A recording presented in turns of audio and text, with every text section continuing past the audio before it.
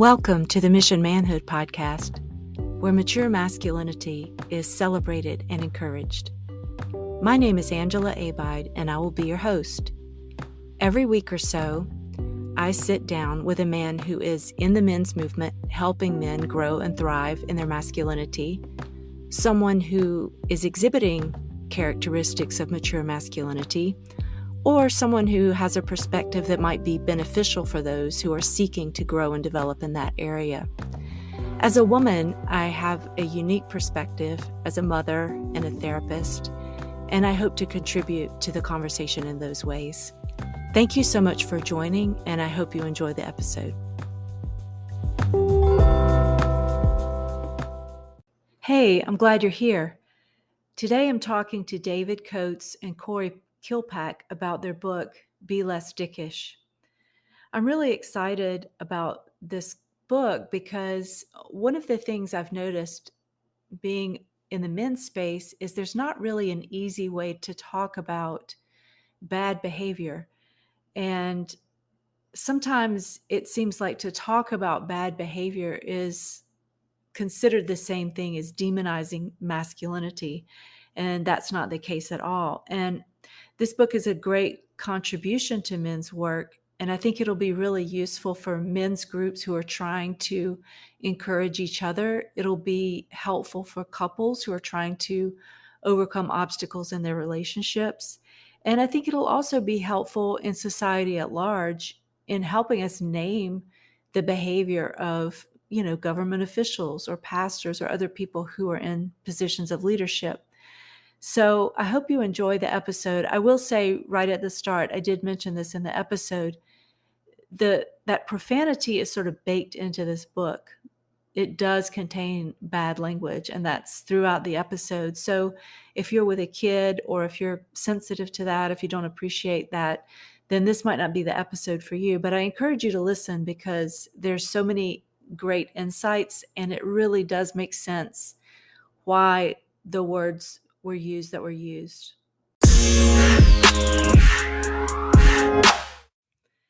Hey, David and Corey.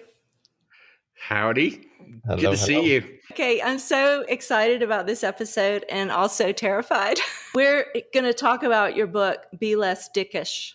Corey, I met this book or encountered this book through Twitter. I think you first sent me a little blurb and said, hey, we'd like to be on your podcast. And I'm going to be honest with you. My first reaction was, oh my God, this is just another one of those books who's using a bad word on the cover to get people to read it. And it's going to be fluffy and I don't think it's my thing and whatever. So I don't know if I responded to you, but later you posted a diagram and I didn't even know it was you, but there's a diagram in the book.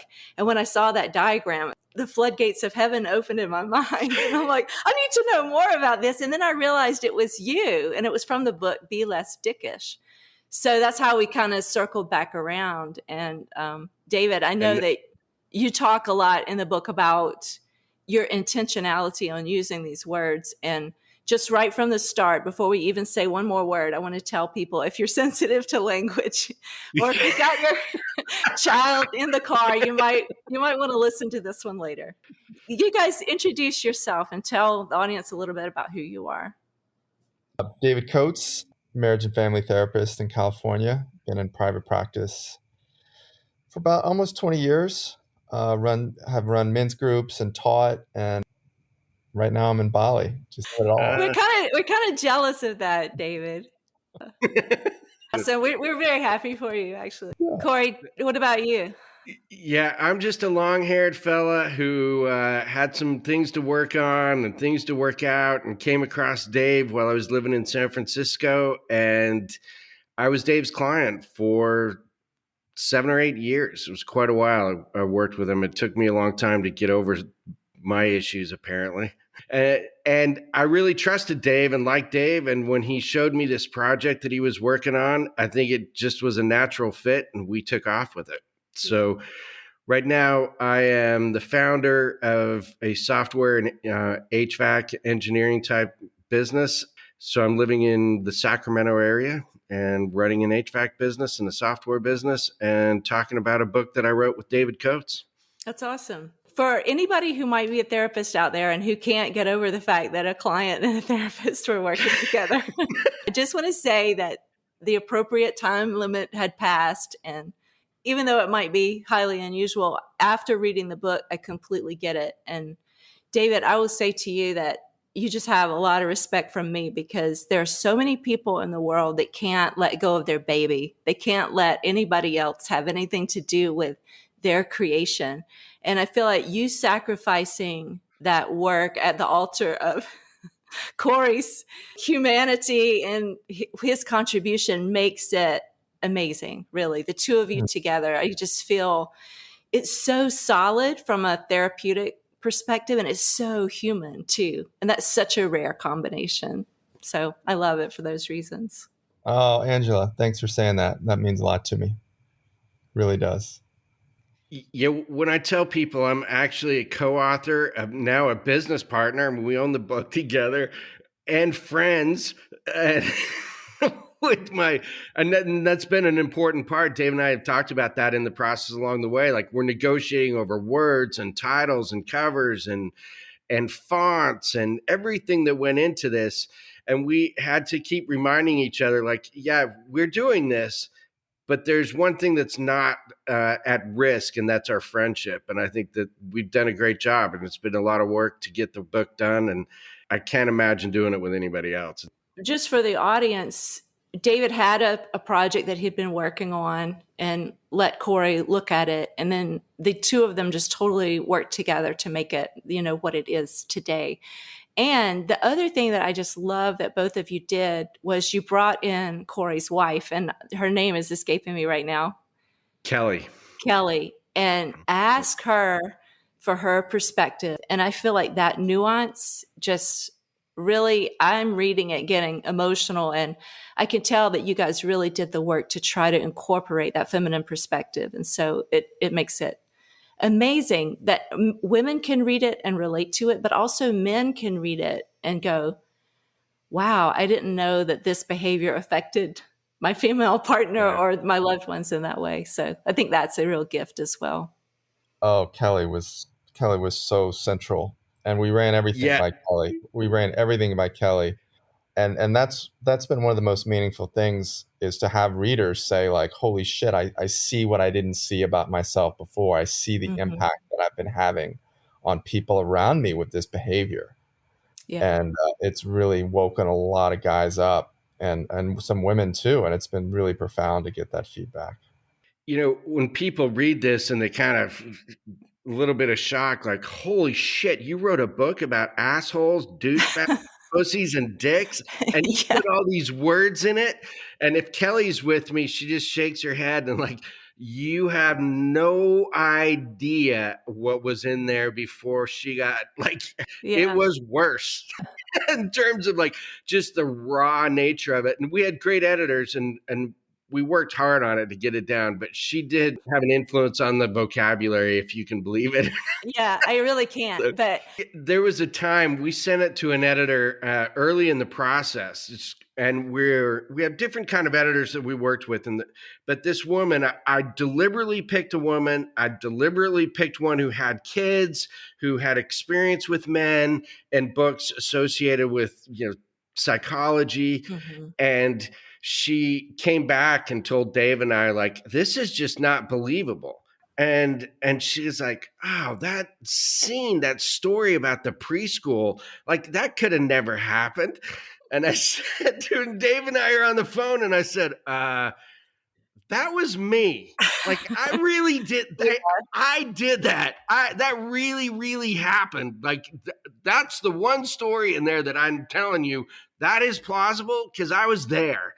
But, we had to work through it. And I think that was an important part of the book, is we wanted to show what men were doing when they felt like they were in a crisis. And we used the word triggers and the concept of trace, but we wanted to see men, like, when they're not thinking about anything, but their innate instincts are kicking in. That's what we were trying to show, how raw it is and what it feels like and what the experience is like on the other side.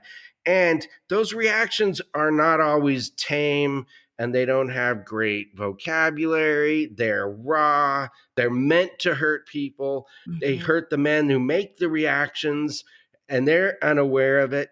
And I thought the only way that Dave and I could really tell that was to use stories and characters and a story arc along with a very sound, we call a model, but it had to be backed up by stuff that can be replicated and explained. It was a lot of work and it was a lot of fun.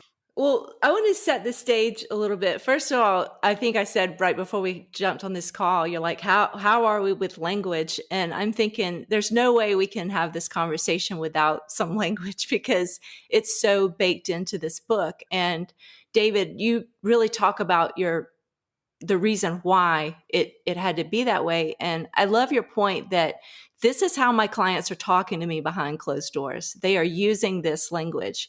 And this, not only is this the way you talk, your clients talk to you, this is the way we all talk to ourselves in this inner world. Yeah. I mean, I find that people are so brutal to themselves. That inner critic uses this kind of language. And can you say a little bit maybe about that piece of it? Yeah, I mean, profanity's always been fascinating to me because of its power, and it's also been really hurtful. Like the words that we chose have always been used negatively, and I wanted to do something with those words. Like let's face down these words, let's explore them, let's open them up, and really feel. Which Corey brought so much of that kind of raw guts feeling to the words, but I want people to face them. I want people to wrestle with what those words mean to them, how they're using those words in their own minds, how they're using those words to define other people. Like I wanted them, the spotlight, to be on those words. And as you said, not just to be crass, not to just shock people, but just say, what do we mean by these words? How are these words the perfect words to describe some of these behaviors? How do we hide behind these words? There's such a richness when we really started to dive in there. I mean, this book could have been 3 times its length, exploring the depth and the meaning of all of that. And so, yeah, I wanted to take all the hurt and trauma and history with so many of us have with these words and do something good with it, turn it around. Another important part of this, like you guys have both said, I'm not a therapist. I'm just a guy who went there because I was broken. Oh, broken is not the right word, but I hear you. Hold on. That's another word we should break down. Yeah, we should knock the shit out of that word too. I agree. That one in boundaries, Dave. We're going to put them all on the table. We're going to just slaughter them, chop them up into pieces, get rid of them. But in this process, Dave sent me this book about these characters. And I asked Dave that key question: what is the difference between an asshole and a dick? Like even saying it sounds funny, like, right, all right, there's a punchline coming. But yeah, it's like, what is the difference? But I could tell you the definition of all 4 of them. You know what I mean? Just, it was in me. I knew the definition. I knew the difference. And that was like a light bulb that went off in my head. And one of my favorite stories, I don't know if I read it somewhere or heard it on a podcast with you guys, but you actually had like 17 of them. And the sessions where you guys were sitting around talking about all these asshat and people were just laughing, and the ones you decided to eventually scratch off, or you kind of eventually combined them into 4 main archetypes. And that's where I want you guys to maybe introduce them. But I will say first that anybody who's listened to this podcast for a while knows that I'm really into those 4 archetypes of masculine maturity: the king, warrior, magician, and lover. And I'm always pointing to those and referencing those. So like if you take those and you go to the shadow and take a left and go straight to hell. All right, I'll give you the background of the model and let Dave fill it in with the characters. The background, and look, I was a banker. I was an investment banker. I was a hedge fund manager. And I work with models. I work with predictive modeling. That is my career. That's what I do. And when I started looking at these characters, I wanted to know very specifically, like, why is one different than the other? And how do you distinguish it? And what makes these guys do the things they do? What motivates them? And that's we really started breaking down what David created, and he had the foundation for it to try and give it names where you could show and replicate these characters. And we split them up into quadrants based on two criteria. Are you selfish or are you selfless? Mm-hmm. And the most important part of that question is that one is not better than the other. I didn't write this book with one being better than the other because one is not better than the other. They both have benefits. They both have problems. They both can get you in trouble when you go to any extreme. Mm-hmm. And so we just like look at these guys like, hey, when you're stressed, when you're triggered, when you're angry, when you're sad, when you're threatened, is your instinct and your first reaction one that makes you the priority or someone else or the group the priority? It's really that simple. Who's the biggest priority in what you're about to do? And if you're about to do something fucking crazy, are you the biggest priority or is someone else the priority here? And the crazy part is probably more problematic than whether you're selfish or selfless. The other criteria that we added we didn't add it, it's existed forever, is how much we called it the care axis, but that's an easy way to think about it. How much do you care? How much do you give a shit about what other people are going to think, about the consequences, about your next move after you do this? And we just break it down really simple. Do you care a lot or do you not care? Are you shameless? Like you are unconscious about what's going to happen. And whether it's a consequence to you or someone else, you are shameless. You don't care. There is no fear. There is nothing. You're going to do what you're going to do. And then there is the other side of that, which is I'm going to be crippled because I care so much about what someone's going to think. What are they going to say? What are they going to feel? What's it going to do to them? And, the selfish side of that caring is I care about everything and I expect you to care as much as me. Do you care a lot or don't you? Are you the priority or aren't you? And that creates the 4 quadrants of these characters. I love that point that selfish and selfless can be problematic in the wrong dosage or out of balance. David, can you tell us about your 4? Yeah, let's start with the guy you just mentioned, which is the pussy. Yeah. And I always give a caveat with that word that, like, I didn't want it to be the word, but it is the word because it's such a loaded word. But it is the word. And the book wouldn't have been honest if we'd have put in something other than that. But he is selfless. Right? He is not making himself the priority. He is not thinking about what he wants and needs. He's too afraid that if he brings his needs forward, it'll make other people uncomfortable. He'll get rejected. So he's selfless and he's conscientious. He's very aware of what other people are thinking and feeling. He's afraid of what they're thinking and feeling. So he's kind of frozen. He's not able to really show up. Again, there are benefits of that. There's times to be selfless. He's a good guy in a lot of ways, but he doesn't really give you anything to push up against. I think a lot of guys in that situation feel kind of blameless, but they don't realize what them abdicating their responsibility does for the people in their lives. It puts so much weight, like on his wife that you described in the book. She had so much weight to bear because he wouldn't make a decision. He wouldn't state his preferences or he wouldn't lead her. Yeah, and he hides out in the like, oh, I'm a nice guy, but he's the least appreciated in terms of his impact. Like the other 3 guys, you can kind of see how they hurt others. But the pussy, him orienting and not showing up has a huge impact on everyone around him. He's the guy that when the woman leaves, people go, are you crazy? He's the nicest guy in the world. Right. Yep.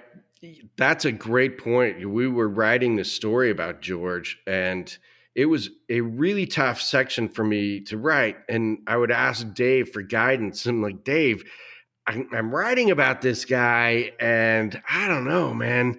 I don't know if people can really get this deep into this situation where they're so selfless. And Dave would explain to me, no, this becomes chronic. This becomes brutally chronic to where people can't make a move at all. And I kept getting this sensation, this feeling as we're writing this, like this guy is carrying around the problems of the world and giving everything away. In a way, he's the strongest character in the book. Yeah. Like, this is not an easy role.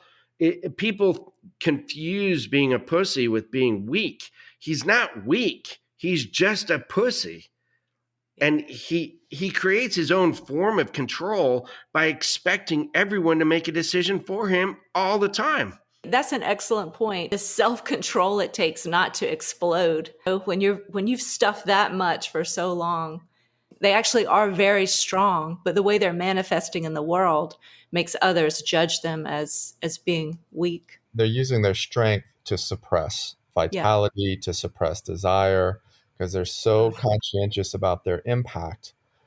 And if you don't have anyone to hit the tennis ball back and forth with, like, the game loses its meaning really quick. In the book, the character was like, George, show up, like, say something, want something. Tell me to fuck off.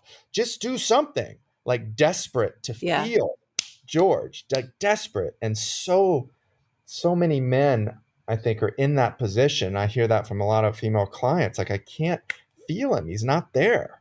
He's not there. He doesn't give me anything to push up against. And he's affable and he's kind and I love him. But it's driving me fucking crazy. And their work is to learn to be more assertive, to, like, show up, to get back in touch with themselves, to take risks. Yeah. I think it's important too, like, for someone who doesn't have to carry George or the pussy around. Dave's right. They are a very likable person, available in a way because they're conscientious of everyone else. On the flip side of that, as I consider myself to be a Christ follower, and one of the highest levels you can get to is service. You get to the point where your life is about life. And so somebody like your pussy character, he's service oriented. He wants to help other people. That's maybe the shadow side is one way, but the blessing of a person like him, I mean, toward the end of the book, you showed that when he was interacting with other people, how he's helping people learn how to minister to their children. He's, doing things for people, and just the kind of person that makes the world a better place in general. To allow himself to feel and go after his passions with the gifts that he offers is a very strong combination. Well said. So what about Jonah? Tell us about Jonah, David. Tell me about Jonah. Jonah's always your guy, man. You want me to do Jonah today? Yeah, I want to hear your version of Jonah. So we met George the pussy. On the other side is Jonah the asshole. An asshole is the perfect word for this guy. And as Corey said, he is shameless. He is not feeling his impact. If he cuts a line and everybody's grumbling, he's not only oblivious to people's grumblings and free of guilt, he's a little fired up by it. He's a little turned on by the shit that he's causing. Yeah. So he is shameless and he is selfish. He is thinking about what he wants and only what he wants, and he's shameless about it. And that is a incredibly intense combination. I want what I want, and I'm not affected by the impact of the way I go about getting what I want. And if you think about that guy, so many people are so conscientious about their impact on others. There's kind of a mystique around assholes because they're free of a certain self-consciousness that so many people feel crippled by. But he's so extreme that he ultimately blows everything up. He's intolerable after a time. My experience of this person is they're going to win. So you might have a comeback. They will take it as far as they need to win. They will decimate you if needed. They will have no pity or mercy on you. Eventually, the person learns to tiptoe around, be compliant, whatever they need to do to get it to stop and go away. And that's children, business partners, females in their life. You just learn to stuff it in a way. But part of that winning is the attraction that people have to this asshole. The numbers are in the favor of the asshole. There's fewer of them than the others. He needs subjects to really be a true asshole. So you're not going to be in a situation where there's 10 assholes and one pussy. You'll be in a situation where there's one asshole and everybody else. And he takes advantage of that in the extreme. Is selfish.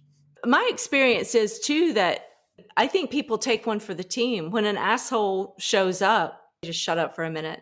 Just let this guy blow off his steam and get out of here, because they're counting the losses. Like if I try to bow up against this guy, it's going to be bad for everybody. So I'm going to put myself in the position of pussy to get this to go away so I can protect my people. And I have seen that a lot as well.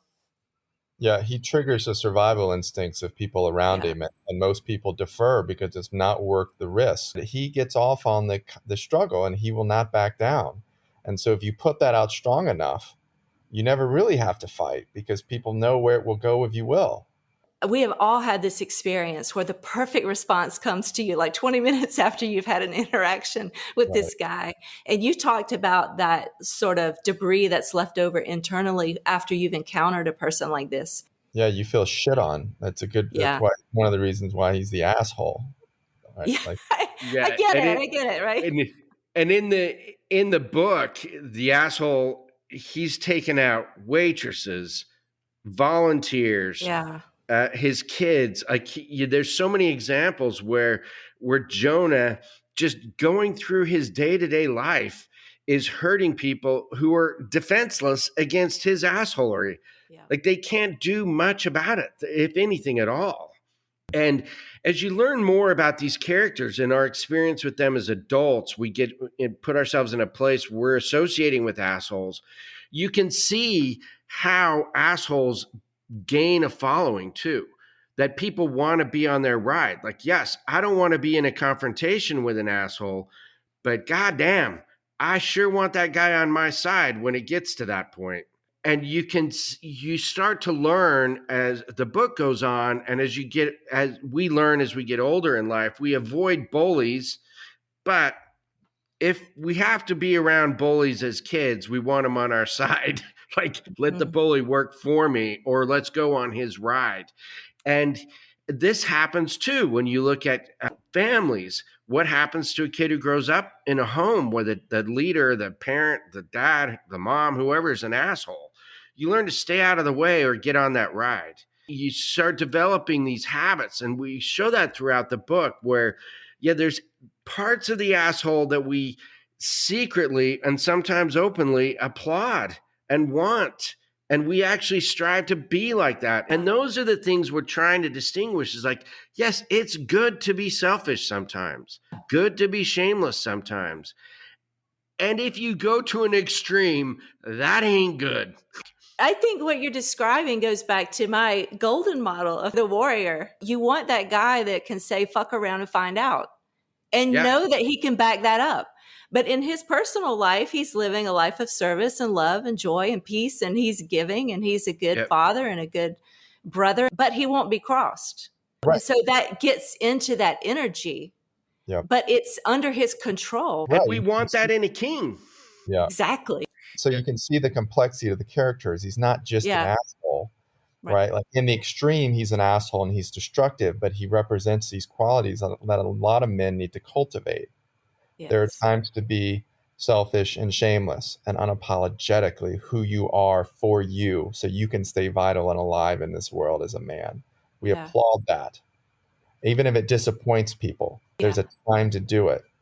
But if you set up your camp there, you're going to be in a lot of trouble. You're going to hurt your relationships with people if you can't learn to control the volume on that, so to speak. And Jonah, as a character in the book, is surrounded with calamity everywhere he goes, just very pedestrian activities.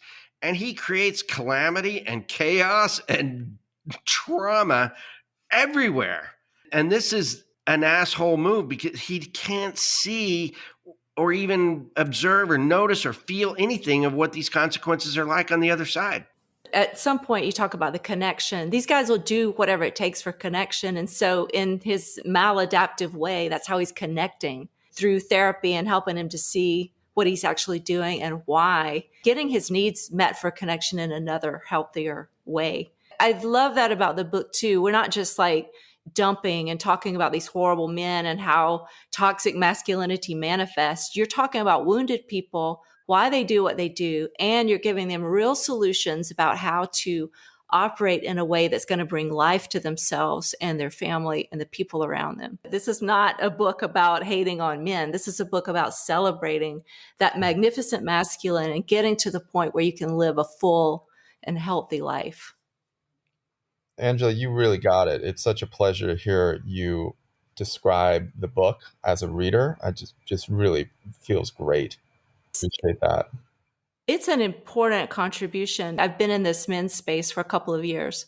This absence of a language to talk about bad behavior in the masculine. It's this bros versus hoes mentality. Every day in the men's space, I will hear about how horrible feminists are. And I never hear people talking about assholes and dicks and douchebags and pussies. I never hear you talking about the leader of the world that's making life hell for people and how that's working down, or the guy in your church who's beating his wife. I never hear people talking about that. And just having a language that's not so offensive. Like if you say toxic masculinity, people recoil. And even to the point now where they're like, hey, you know, those people that cleaned up after the hurricane, what do you think about toxic masculinity now? Like naming that as...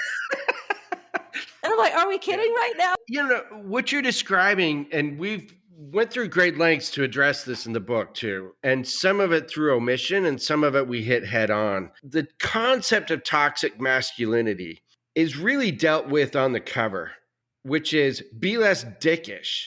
And if you need to talk about men and in half the population and masculinity as a concept, as if it's a threat and everyone is a victim of this concept, you've already just stepped right into the Adult Swim section of being a dick.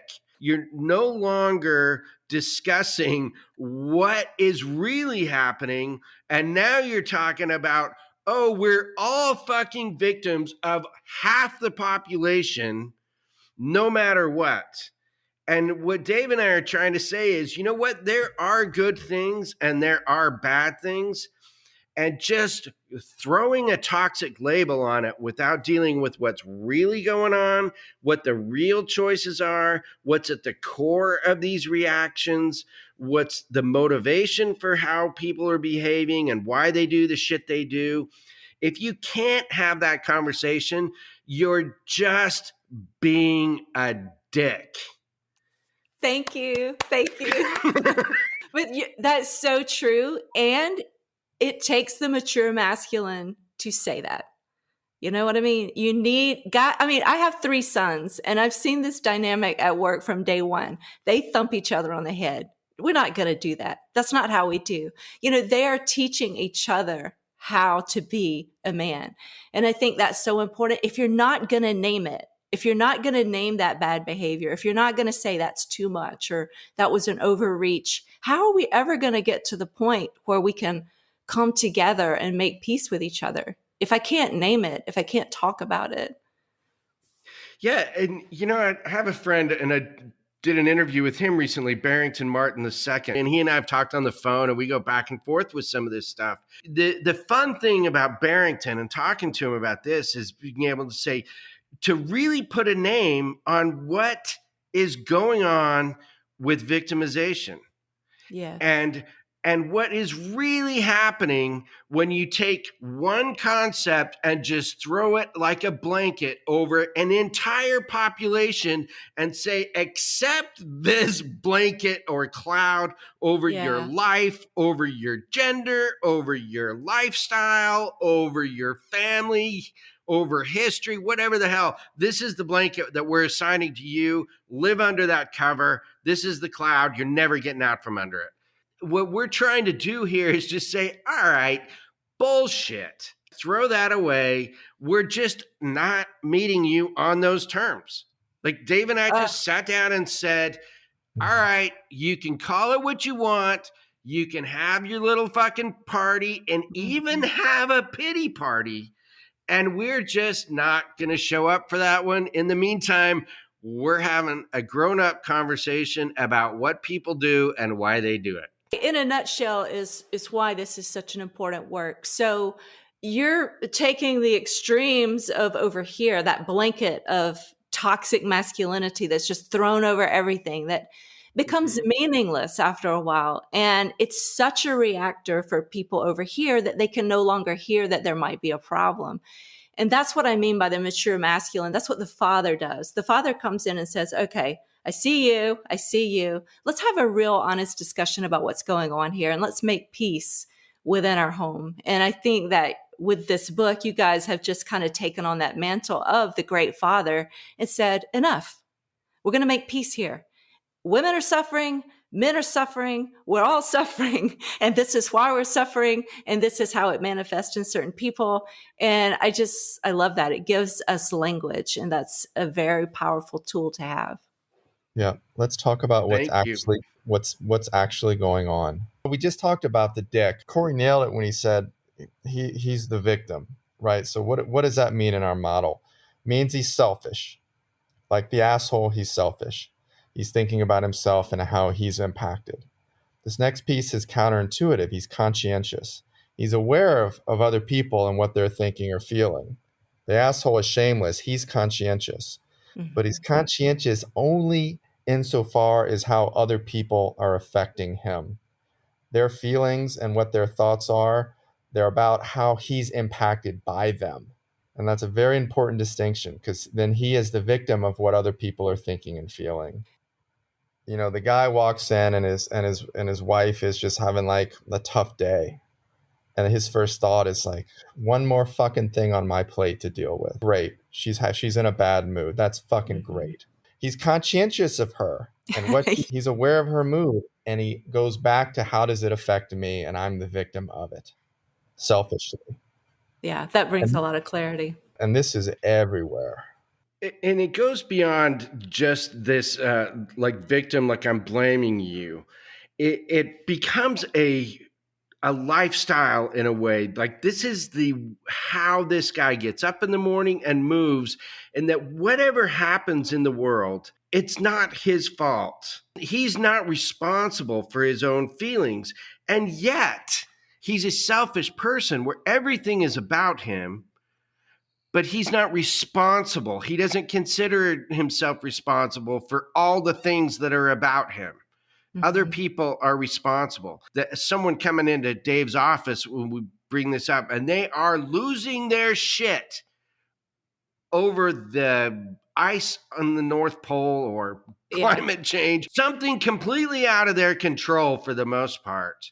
And it's not their fault, but they are crippled in this conscientiousness about what the world is doing to them and what the person who lives next door to them and drives a diesel pickup is doing to them. They are a victim and they are crippled because they are so conscientious and everyone else is not.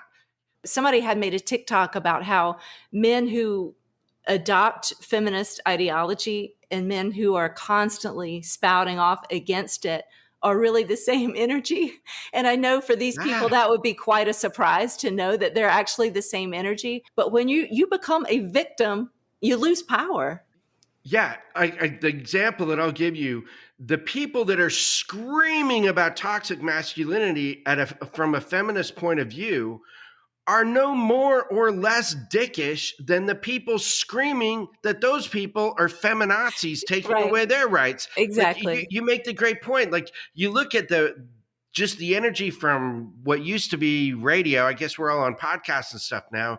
But the right, the left, wherever you go, it's not unique to politics. It's not unique to one ideology, whether it's religious or another, or the victim of that ideology. When you go to this extreme and declare, look what they are doing to me. Yeah, you're being a dick. Not unique to one side or the other. I think that that's an excellent point. I think what's important about this, and Dave does an amazing job in the book where he brings these characters in to these sessions, and you can see in these vignettes that we wrote about how he transforms these arguments into their own personal experience. He puts it in a way where the person, they can be upset about the world and everything that's happened to them and everything their mother did to them and everything that happened in their child, everything, but they still have to figure out, like, at some point, I'm making a choice to be the victim here. And so the important distinction here is you are being selfish. Even if you're conscientious of what's happening to the entire world, the hell with that. That's just a cover. You are being selfish when you declare yourself a victim of something that someone else did. And we're trying to get this to where you can have a conversation and say, what is real? What is the true story here? And if you can take care of yourself without all this bullshit drama going on in the background, you're going to be a more interesting person. Men are so powerful and they're giving away that power. And if they would just do that work and be vulnerable and go inner, it's just such a different energy to operate from than always making excuses and blaming and being under that. Oh, I know we're not going to have time to get to it, but you guys also offering a solution of seeing what you're doing, how you're doing it, how you can stop doing it. There's hope in this book. It's not just, hey, this is the problem. You do a really good job of mapping out a journey for somebody to get centered and get to that center place where they can operate from that place of being self-actualized. Thank you. Mm-hmm. You want to hear about douchebags now? Yeah, I think we got to do Jed. We got to represent Jed, okay? All right. Jed is the douchebag character in this book. And, Dave and I met and worked together in San Francisco. We were both living around the Bay Area outside of San Francisco when we did most of the writing on the book together. He wrote most of it while he was practicing. And looking for examples of douchebags just meant opening the window, right? You just this is like the mascot of the San Francisco experience. And we took this Jed character. But again, like all the other characters, there's some of our personal experiences, a lot of mine that's in there. And it's important to know, like, the douchebag, we have an extreme character and he can make you laugh and make you cry. It's surprising how many people have come back and said, yeah, when I read that douchebag character, I cried when I read about him. Yeah. And you're like, wow, because he's a hell of a douchebag. But the the important part here, the douchebag is selfless and the douchebag is shameless. And this was so fun to write. And trying to explain to someone, like, how can a guy who's showing off his Prada glasses and his Tesla and his watches and his girls and everything else be considered a selfless person? It is really simple. This is a guy who took his authentic self, his real interests, his real concerns, his real fears, and even his real talents, and he just threw it all away to put on a costume and be what people thought he should be. He wanted to look the way people wanted him to look. That is the douchebag. He may appear selfish, but his authentic self has been discarded. He doesn't give a fuck. As long as he gets an attaboy and someone tells him he looks good or someone tells him he's doing a great job, he doesn't care. And unlike some of the other characters, it's easy to see an asshole and know you're seeing an asshole. When you see a douchebag, you're not sure what in the hell you're seeing or talking. Like, you don't know. Right. It's a brutal way to live. The thing about the douchebag character is open Instagram, scroll a little bit. We all put these beautiful images and how we want to be. And the guys that have the accounts with the private jets. And, you're just hating on me. If somebody says, why are you bragging about your private jet? Haters going to hate, Yeah. So it's like... Yeah, I thought that you did a great job with that one. And that temptation, I mean, we can judge all those guys, but that temptation for all of us in this internet age is huge to be the image, to get the clicks, to get the likes, to get the shares. So. Yeah, to be the person you need to be to get the attention you want to get.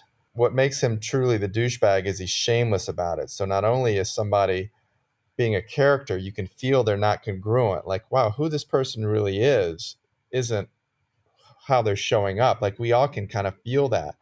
And they're so gung-ho about it. They're so over the top about it. And that, to me, truly defines the douchebag. Like, not only is he not being himself, he is like shamelessly not being himself. Like, he is putting on full, and he's oblivious to the impact he's having, right? He's not aware of other people, like the asshole. So other people might be rolling their eyes, as you just said. They're just hating. They're just jealous. They're just hating on me, right? So he's only taking in one version of reality that reflects himself back to himself, and he's desperate to hold on to it. And like all the other characters, like, we all kind of do this. Like, we all imitate. Like, he's the great imitator, but we all grow up as boys imitating brother, our parent, father, like people on TV. Like, it's innate that we do that, but he just takes it to the extreme.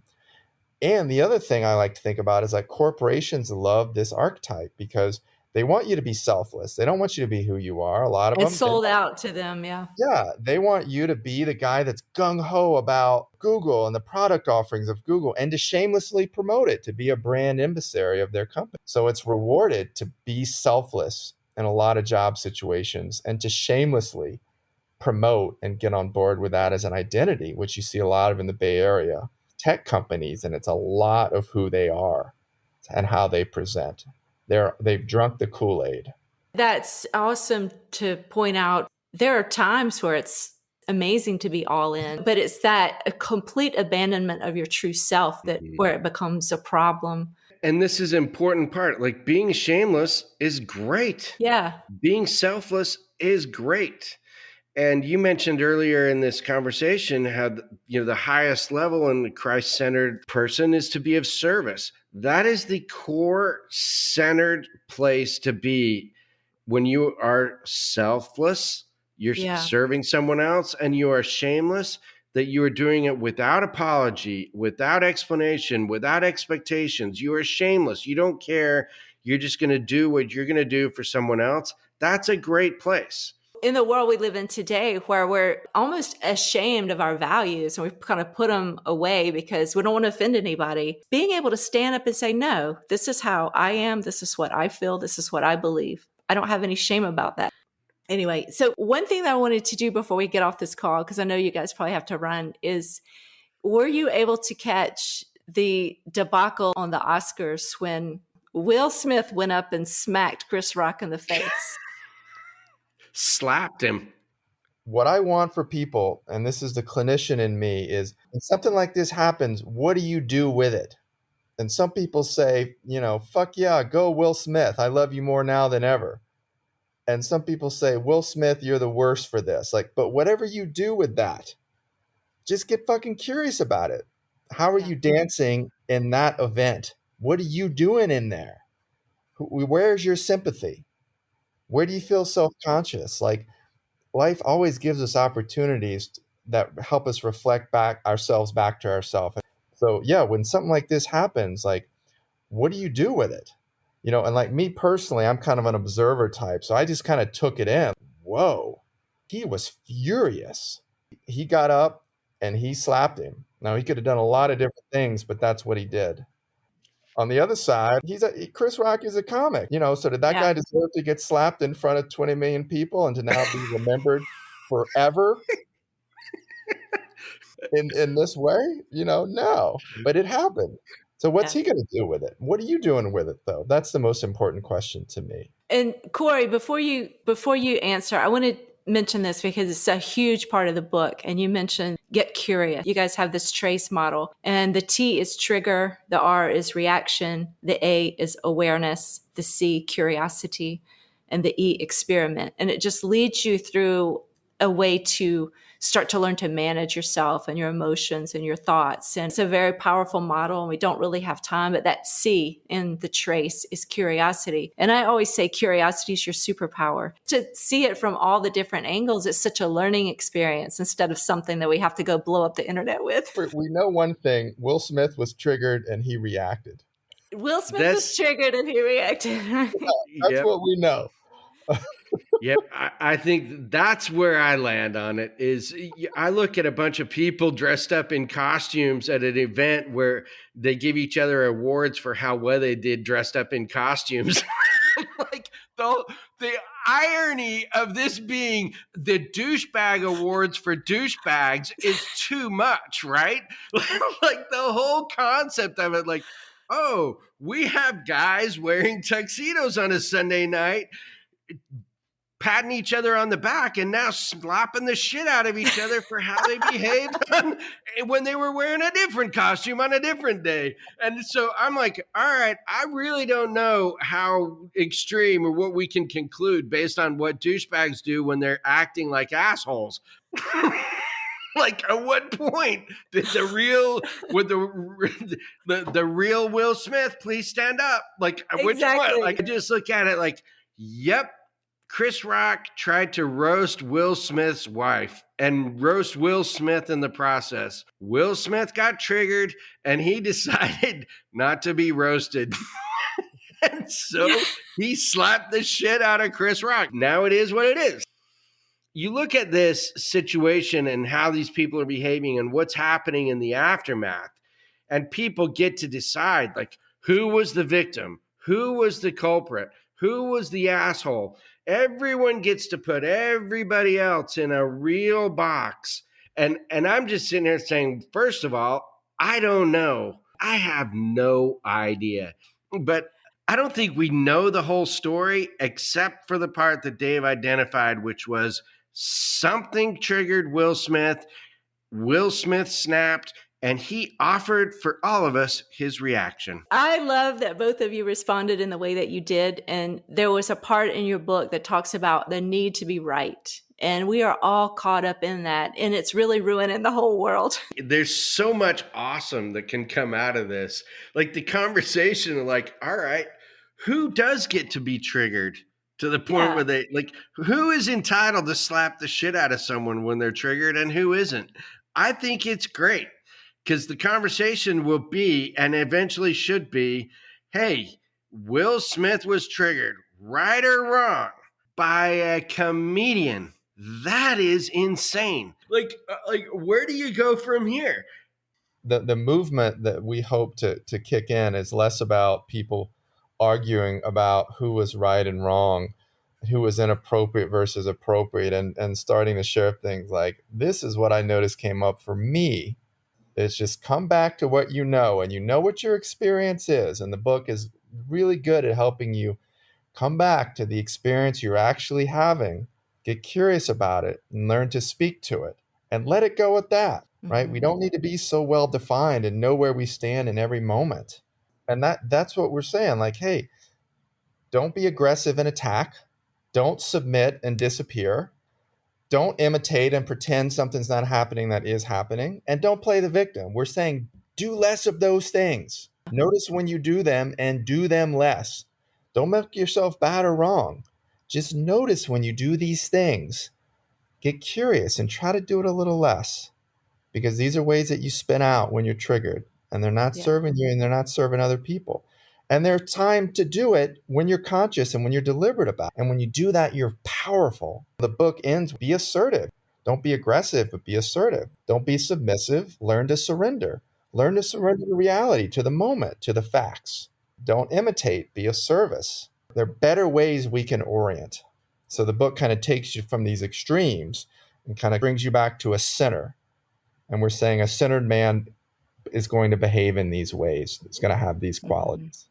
One thing that I really loved about the way you guys ended it is so much compassion for these men. Really kind of digging in, and these are people, and they are the way they are. They respond to the world the way they do because of things that have happened to them, because they were never taught these skills. And I think all of us can see ourselves in these characters. I wanted to close with this quote from your book. And you say, trace, TRACE, the archetype model, and the description of these four guys living out on the perimeter are all rolled into one book for a simple purpose: to invite you to get on with a real and fulfilling life. You are cordially invited to get busy living. And that's what the book is really all about, to empower people. This has been fun. Thank you. Yeah, thank you. This book would be a hoot in audio form. Have you guys released the audiobook? Yeah, if you go to our website, www.belessdickish.com, there are links to the audio and to the book, but it is on Audible. Corey reads it, and Corey's got Corey reads it. Oh yeah, Corey reads it. Oh wow. I'm gonna have to listen to that myself. Check it out. It's fun. I know the book's available like on Amazon. Is that website that you just gave kind of the best way for people to find you, or do you have other ways? So the website is a great way to find us, and the best way to find us. I'm also at Corey Kilpack on Twitter. There's a lot of excerpts from the book, from the audiobook. The model is laid out. There's a lot of good information on the site. Well, thank you so much for your time. It's been a real treat to talk to you guys. Angela, thank you. Thank you for really getting it. You really got it, and really appreciate that, because it's not an easy book for people to wade into, and that we come across that, like, people's initial response is they don't know what to do with it. What is it? And it, because it's a pretty new concept, and what we've done, it takes some sinking into. You have to be aware of your own emotions. Like I said, in response to the characters, I had emotions, and facing my own stuff, I had emotions, and that's not always fun. It's a really evocative read, but it's worth it. Yeah, definitely. All right. I hope I can talk to you guys again sometime. Bye-bye. Let's do it again. Okay. Bye, y'all. Hey, before you get away, I wanted to mention to you that I'm started something that I'm really excited about, where later in the week, after releasing an episode, I'm going to have the guest back on in an Instagram Live. So if this brought something up for you, please send me your question. And you can do that through direct message on Instagram at Mission Manhood. You can do that through Anchor. There's a way you can submit a question or a comment. And you can also do that through my website, angelaabide.com. So thanks for joining, and I hope to see you later in the week at the Instagram Live.